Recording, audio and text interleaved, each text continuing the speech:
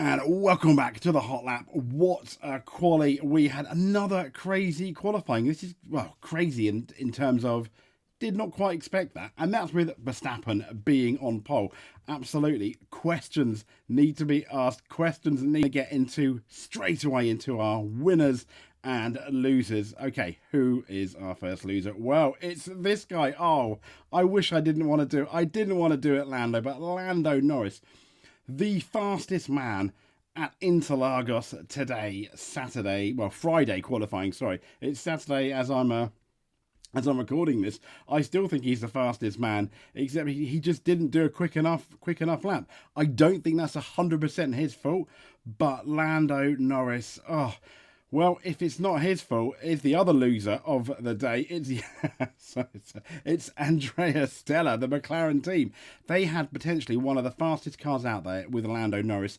Goodness knows how good Oscar Piastri could have done. What did they do? They ended up waiting at the end of Q3. They waited, and then the rain came. It did say 6-7 minutes, but come on, you don't risk it. Well, you've got a fast car. I just don't understand. But our two winners of the day. I mean, let's go with this guy here, Charles Leclerc. Well done. Another, okay, it's not pole position, but it's another front row start.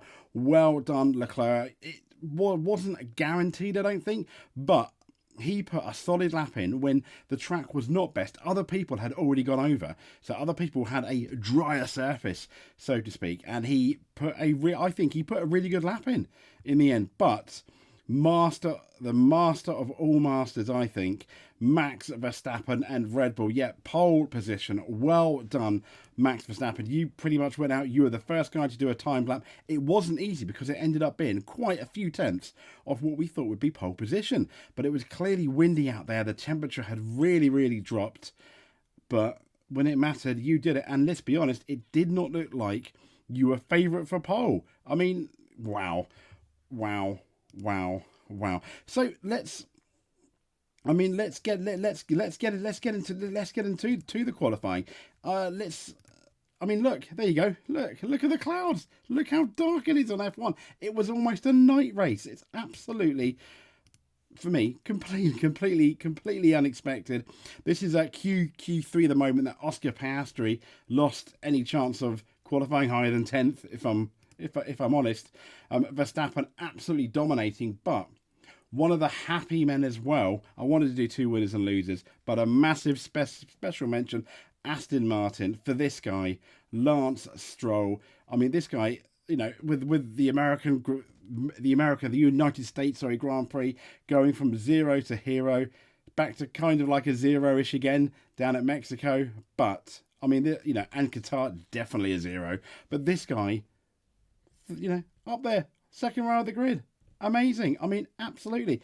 And talking about the second row of the grid, let's get to that grid and let's talk about, I think, potentially some of the penalties that are unfortunately going to happen. But here we go. Here is the starting grid, not the starting grid, the qualifying. So Max Verstappen, we've already talked about him. Absolutely fantastic. Charles Leclerc on the front row, but in third place. Amazing. Lance Stroll, really, maybe we'll see in the race. Hopefully he can get up there. And let's be honest, I mean, with McLaren just passing Aston Martin in the points, he's done really well, hasn't he, Lance Stroll? And all Aston Martin front row. Who would have guessed that? Coming out of COTA, you know, the United States and Mexico, the absolute disaster that they had. Who would have guessed? If I told you, going into Brazil, it's going to be a all Aston Martin second row, you'd have said, get out of town. And you probably would have been right, but there we go. At the moment, it will change because there are penalties, but 5th and 6th, Hamilton 5th, Russell 6th. I think with that penalty, we'll talk about that in a bit. The best they could do, but it was Leclerc in second who ended up, I think he did a lap after the two Mercs. So the argument being he had a worse track condition than the two Mercs, and he still qualified in second. I think that's the best the Mercs can do. I do think when it's really, really cool temperature, they have a tough, especially in 22, but I think maybe in 23, they have have it a bit tough switching those tyres on. Maybe that mattered because they are not a million miles away from each other with, what? We're just talking about a tenth and a bit off, and these two have been fairly close. But the loser of the losers, I think, McLaren, 7th. Norris, what were you doing? Why did you not go out straight away, Lando? I mean, it could have been pole. You were, I think, in qualifying, and his race pace in practice was quite good, although you never know what kind of fuel. You don't know what kind of fuel they're having. But I thought his race pace wasn't too bad in practice. He was looking good. Had he put on pole, I mean, hey, go down the bookies, put a few quid on Norris, because it could happen. Carlos Sainz in 8th, Perez 9th, yeah, but then he was pretty much at the back of that train. I don't know why. Obviously, they prioritise Verstappen over Perez when really, this is the guy that needs to finish second, and Hamilton is a good few places ahead of you.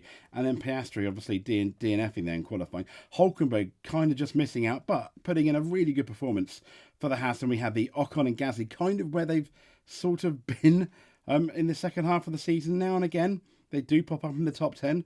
Magnussen 14th. I honestly think a fairly solid. Yes, I know Magnussen got pole here last year in really what was mixed conditions, but I think really solid from that Haas team. Albon 15th, got a time deleted again. Sonoda 16th, and I thought, oh my gosh, but then Ricciardo is right there. We are talking thousands between the two of them, so it's going to be interesting to see who does what in the race. And Ricciardo was somewhat, Daniel Ricciardo suffered a bit in practice, I think, when there was damage to his underfloor, so he missed out there. Not an excuse though, fair play to Sonoda, the pressure is on him, isn't it?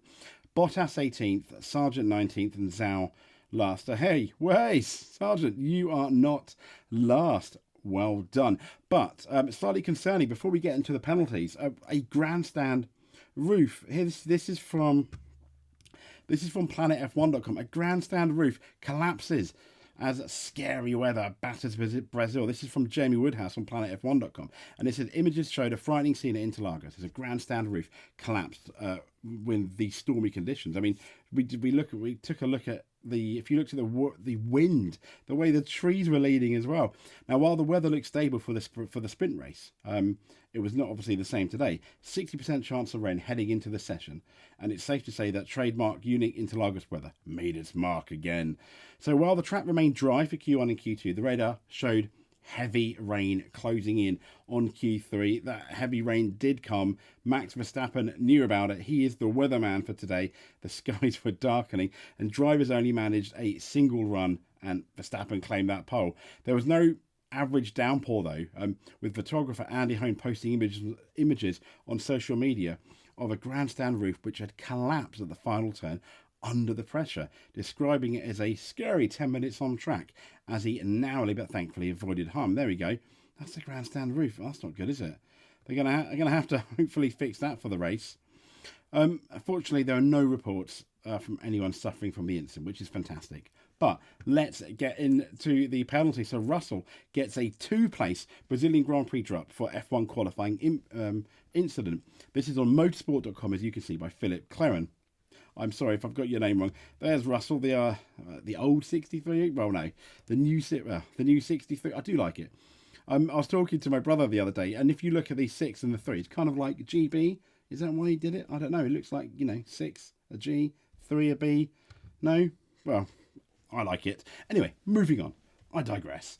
So, exiting the pit lane in Q1 ahead of the first qualifying session, Russell, he slowly rolled down the pit exit on the inside of the Senna S's to create that gap. And as we were talking about yesterday, there is this new rule. Now, because of the narrow nature of the pit exit, Russell impeded Alpine driver Gasly, who complained over the team radio about the Britain's antics. Absolutely fair. Bang to right, stone bonker, I think, really, wasn't it? So the FIA had actually introduced a provision this weekend that allowed drivers to create a gap coming out of the pits after drivers started blocking the pits in last week in Mexico. I still think they should have given penalties out but there we go.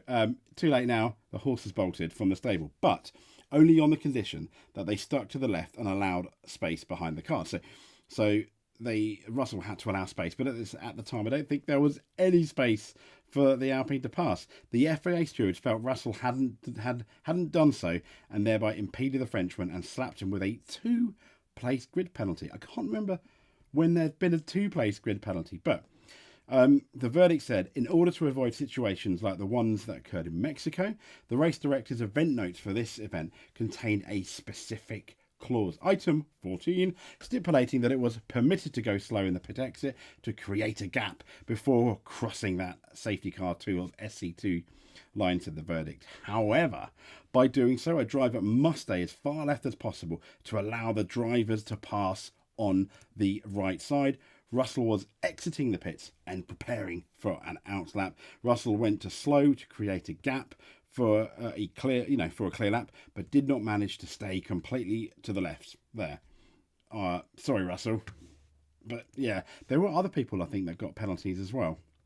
I'll have a look at that in a second. So Wolf has said Mercedes F1 blew Brazil pole chance by not being adaptive enough. And I think the same could be said of McLaren. Now, Mercedes believes failure to prepare its tyres better for the low grip conditions at the end of qualifying for Formula One's Brazilian Grand Prix cost it a shot at pole. There's poor Hamilton. I mean, I do think when you look at it, I mean, I'm Q1 and Q2. Let's quickly have a look at Q1 and Q2. And Hamilton, he wasn't the fastest, was he, in Q1 and Q2? He was there. We are talking tenths. Unless he was saving something, I can't help but feel that the front row may have been a bit difficult for him. Maybe the second row. Because if you remember, even in Q2, he kind of had to go out again just to guarantee that he was going to get through. And this, kind of like Austria and a few other races, is the grid is so close. But what's interesting, I mean, Red Bull just did the entire runs in practice pretty much on one hard tyre. We do not know what the tyre wear is going to be like. And specifically, when it chucks it down and it rains, it washes all of that tyre. It washes all the grip, all the tyre that, you know, the grip that's been put down by the tyre, the rubber on the track. And you kind of have to start again on a green circuit, which is interesting because normally green circuits just after like really heavy rainfall seem to be a lot more abrasive and tyre wear is worse. So that's going to be quite interesting going into the race. But anyway, I digress. There's Wolf and Lewis. So with the storm blowing across the circuit for the Q3 segment of qualifying, teams knew that getting out on the track early, unless you're McLaren, enough before the rain started was critical for a good grid stop. Yep, makes sense. Now, Hamilton and Russell were third and fourth in the queue at the end of the pit lane at the start of Q3. They were behind the two Aston Martins. Well done, Aston Martins again. They subsequently did not make the most of the opportunity to get their tyres in the window. As Aston Martin duo Alonso and Stroll pushed hard to get heat into their rubber on their outlaps, Hamilton and Russell took a more cautious approach. They were kind of treating it like qualifying tyres, but I imagine, as we talked about near the beginning, the excuse me, the heat. The Mercedes sometimes is not great getting heat into its tyres when it's really cool, so they probably should have pushed more. Hindsight is a wonderful thing, and it's easy for me to say, standing behind a camera doing a YouTube video, but hey. So Russell was even overtaken by the eventual pole position man Verstappen on his way out of the pits, with the world champion knowing he needed to attack on that outlap. Now, as Hamilton and Russell ended up 5th and 6th on the grid, Mercedes boss Toto Wolff said Mercedes should have been more adaptive considering how conditions were dramatically changing. Yep, completely agree there, Toto. And talking about being more adaptive, this is from racefans.net. By Will Wood. Norris is gutted with 7th after being easily quick enough for pole. Yet the McLaren driver was the fastest of all, it says here, in the second phase of qualifying to become the first driver into the final shootout for pole position. However, with heavy rain imminent before Q3, Norris was the 7th of the 10 drivers to leave the pit lane. I mean, he wasn't even in the queue. We saw him, after I think the start of qualifying, leaving it. Norris set only the 7th fastest time in Q3, slower than all the drivers who had run ahead of him. He admitted a potential opportunity to fight for pole position had gone begging in the final session with how strong his car felt. He said, "It was great, honestly. The car was amazing. Easily probably quick enough to be quickest today and then on pole. So pretty gutted to end the way we did." Now, Norris lamented another disappointing qualifying after frustrations in both Qatar and Mexico. "I don't know what I feel about it," he said. "I think the car was amazing. It came alive a lot in qualifying. Easily good enough to be quickest, I'd say. Obviously delivering the lap and putting it together in Q3 and everything's a different job. But easily quick enough. So disappointed. Another disappointing Friday, but not a lot we could have done. Well, yeah, you could have gone out sooner. I don't think we can blame Norris that much, although I'm pretty sure the driver has a say maybe in when they want to go out. But if your engineers are going, no, we'll go out later, I guess how much can you really argue? But McLaren had to take the blame there. They had the fastest driver car package, I think, today for qualifying, and it was just a massive no. So here's the starting grid. We've got Verstappen on pole, Leclerc second, Stroll third, Alonso fourth, Hamilton fifth. Where's Russell? Yeah, he's got a penalty. Norris in sixth. Seventh is Sainz. Russell down to eighth. Perez ninth. Piastri 10th, spinning out in qualifying. Hulkenberg 11th. Magnussen 12th. 13th for Albon. 14th for Ocon. 15th for Mr. Gasly. 16th for Tsunoda. 17th for Ricciardo. 18th for Bottas. 19th for Sargent. Last but no means least is Zhou in the Alfa Romeo. So Verstappen on pole. Probably going to win the race. You've got to call him favourite. The big unknown is going to be tyre wear and how those cars react. We're going to get a very good idea of it pretty much in the sprint race, if I'm honest. So Friday debrief. Let's see if there we go. It's Russell, Ocon and Gasly. So both the Alpine drivers have been hit by penalties. So the penalties come after a rule specific to this weekend at Interlagos was laid out in the race director's note, stating that any driver trying to create a gap to the car in front during qualifying must stay as far to the left as possible, but you didn't. Obviously Russell. Russell, this steer was added. As a result, the following cars were not able to overtake. Gasly and Ocon were also adjudged to have done the same in qualifying, with Red Bull Sergio Perez, the driver, impeded and were hit with the same penalties as a result. So that's why they're a bit down, let's say. But let's remind ourselves of our winners and losers of qualifying. So let me spool it up. Our first loser, Lando Norris, favourite for pole position, had the car.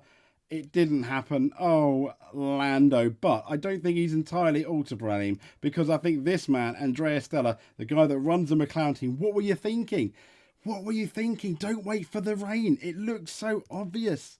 But one man who was really, really clearly thinking was Max Verstappen. A massive win for you, the weatherman. I think the man of the day. Didn't look like he was going to get pole at one point, but he did, because he went out nice and early. And so did this guy. Not early. Other people had, were ahead of him. He did a magnificent lap. By his own admission, he nearly quit, but he didn't. He stayed strong. That's our winners and losers for the Brazilian Grand Prix. This has been the Hot Lap. Thank you so much. Thank you for everyone commenting, liking, subscribing. Honestly, it does mean I'm putting my hand on my chest, you can't see. Yeah, it does mean a lot, and I really, really appreciate it. Thank you very much. We will speak to you soon. Probably after the sprint race. I don't know if I'll get one in the sprint qualifying. We'll see, but definitely after the sprint race. Thank you very much. This is the Hot Lap. Speak to you soon. I've said that too much. I'm rambling. See you later.